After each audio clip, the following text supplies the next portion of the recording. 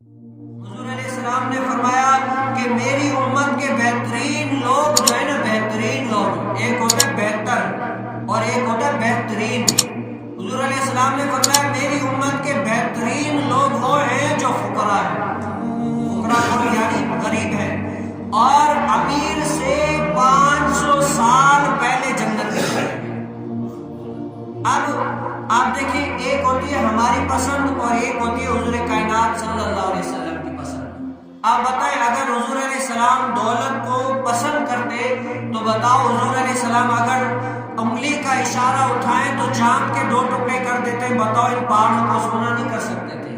کر سکتے تھے۔ ان پہاڑوں کو سونا کر سکتے تھے، ان پتھروں کو سونا کر سکتے تھے، لیکن حضور علیہ السلام نے کیا تعلیم دی کہ میں غریبی کو پسند کرتا ہوں۔ کس کو؟ غریبی کو پسند کرتا ہوں، اور میری امت کے بہترین لوگ کون ہیں؟ فقراء ہیں، جو غریب ہیں۔ آج میں اور آپ اگر غریب ہیں، یا اللہ تعالیٰ نے جو ہمیں غریبی دی ہے وہ یہ کیا ہے؟ یہ اللہ تعالیٰ کی طرف سے ایک بہت بڑی نعمت ہے۔ غریبی یہ نہیں ہے کہ کسی کے اوپر عیب ہے، غریبی ایک یہ ہے کہ انسان اپنے آپ میں خوش رہے، اور یہ غریبی اس کے لیے ایک بہت بڑی نعمت ہے۔ سمجھو، اللہ تعالیٰ نے اس کو ہی دی ہے کہ یہ نعمت اللہ تعالیٰ جس سے زیادہ محبت کرتا ہے نا، اس کے اوپر آزمائش بھی اتنی آتی ہے۔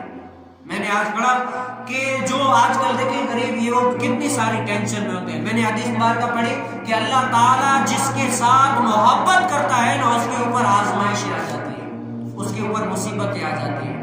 اللہ تعالیٰ اپنے بندے کو دیکھتا ہے کہ دیکھو تو صحیح کتنا یہ آزمائش میں کامیاب ہو